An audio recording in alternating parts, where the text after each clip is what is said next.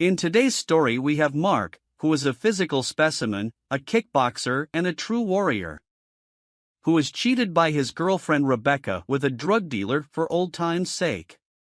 My name is Mark, and I'm a 27-year-old animator working at a media house. I'm pretty proud of my work and the fact that I'm well liked at the office.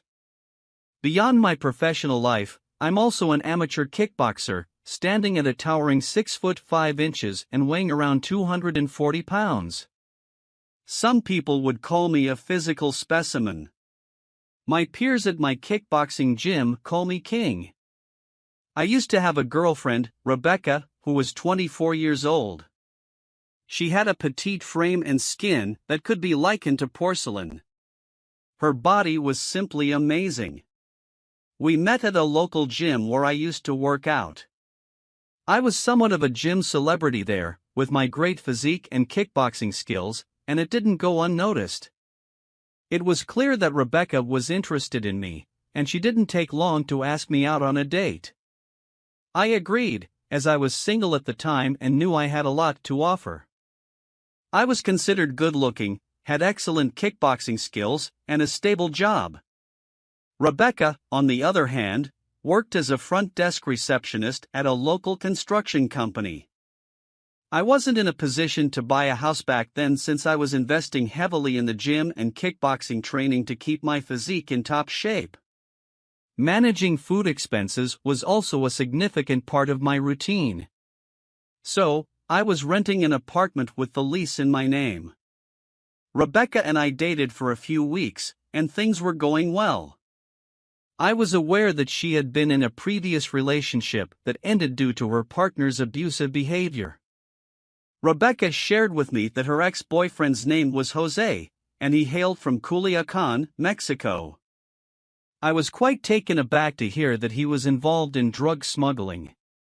It's not something you'd expect someone like Rebecca to be associated with. She confided in me that initially, he didn't reveal his true colors, but over the course of a few months while they were dating, she got to know the real him. Sadly, she had to leave him because he became abusive. One fine day while on a date, she asked me if she can move in with me.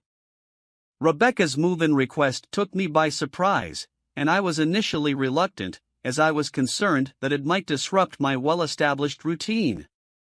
However, she was persistent, and I could see that she genuinely wanted to be with me. Ultimately, I decided to let her move in, and things seemed to be going well in our shared living arrangement.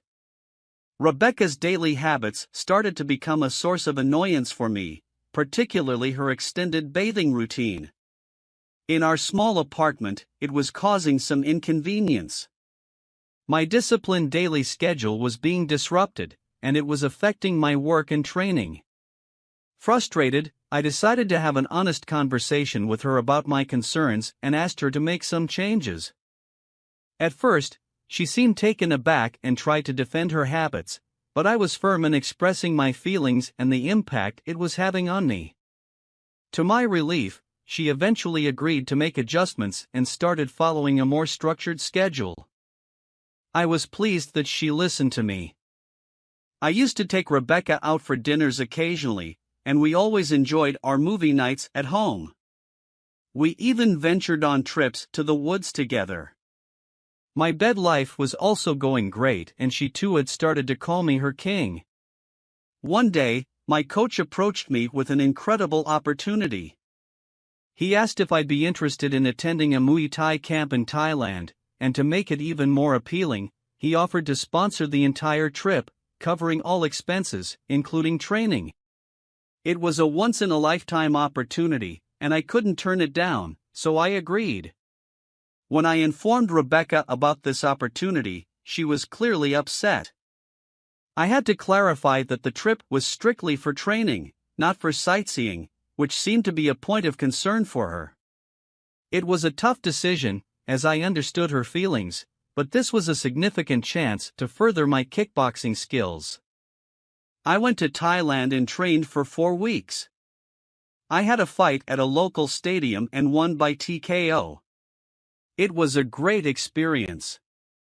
I decided not to inform Rebecca about my return, keeping it a surprise. When I returned home, I noticed that my place was in disarray. There were dirty clothes strewn about on the bed, a towel that was still wet, and cigarette butts on the floor. I had no idea that Rebecca smoked. While cleaning up, I realized that the smell was different. It was marijuana. I was taken aback. To my surprise, I discovered even more shocking things in the bathroom.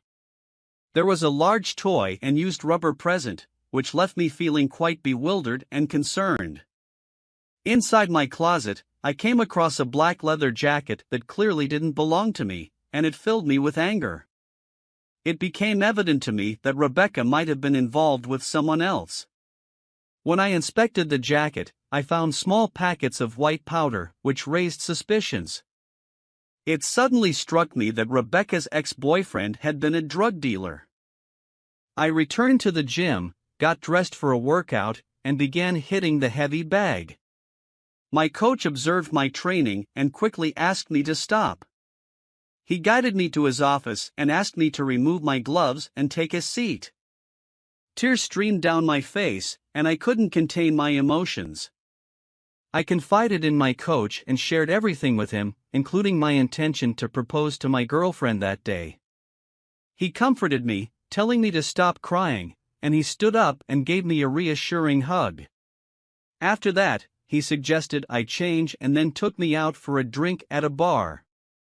At the bar, he asked me a crucial question: "What do you want to do now?"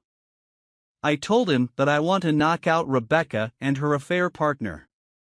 He then asked me to find out who this guy is, and let's take them out.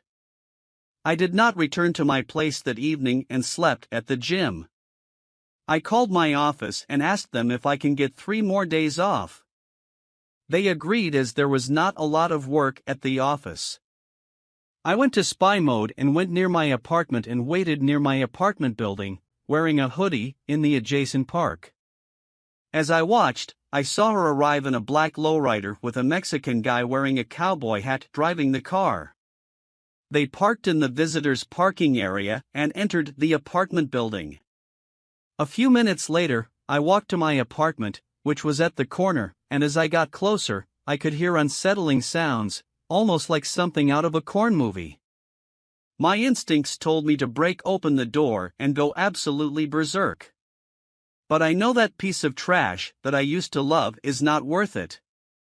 So, I went back to the gym and met my coach. I told him what I saw and he said that let me get something done for you. My coach told me what he planned and I laughed hard. My initial reaction was that this plan will never work. He told me to relax and stay at the gym. So, that evening my coach and a skinny guy we call Kay, who also works as a host on a YouTube channel that does these prank videos, went near my apartment and took some more guys just to fill in the shot. So, Rebecca and the Mexican guy arrive and Kay stops them. Rebecca left the car and went to the apartment, not wanting to be in the video. So, Kay goes back to the Mexican guy and asks if he wants to make some money. He told the guy that he needs to fight for it and he will be fighting some random guy to win money. The Mexican guy was already wasted and was already on a high. He agreed and we brought him to the gym. The coach made him sign a waiver form where he clearly mentions that he will not press charges for any injuries sustained during the fight. So, the first fight, he fought a small guy who had just started his training. The smaller guy quickly went in and acted that he was afraid of the Mexican guy and left the ring. Everyone cheered for the Mexican guy. He was pumped and got on top of the ring to celebrate and almost fell down in the ring. Kay went in the ring and gave him $100 and asked if he wants to make more money. He screamed like Stone Cold Steve Austin, "Hell yeah." So, I went down the ring. The fight started. I moved around the ring, peppered a few straight jabs. The guy seemed to be taking it fine. The next 20 seconds did not go well for him. I landed 36 punched all over his face and upper body and he collapsed. He was revived a few minutes later. We took him to the doctor and later found that he has 2 broken orbital bones, 7 cracked ribs and has concussions. The cops were there. We showed them the signed waiver by the guy.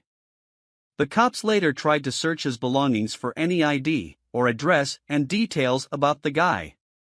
They found Rebecca's credit card and some more packets of white stuff. They took the guy in custody. Upon searching his car, they found 2 handguns, some more white stuff and a bag full of cash. They took him straight to the big house. The cops reached my apartment and searched. They found marijuana in Rebecca's bag. It was not enough to put her in the big house, but she was arrested on suspicions of being involved with drug trafficking. When she was arrested, I switched off my phone and went to my apartment. My lease was expiring in 2 weeks and my coach had arranged a new place for me to move in. So, I packed all my stuff and moved to the new place. I gave the keys to the landlord and it was done. Rebecca was released 3 days later as there were no evidence against her being involved. She returned to the apartment and found that there was a different couple living there. She was livid and even tried to break in.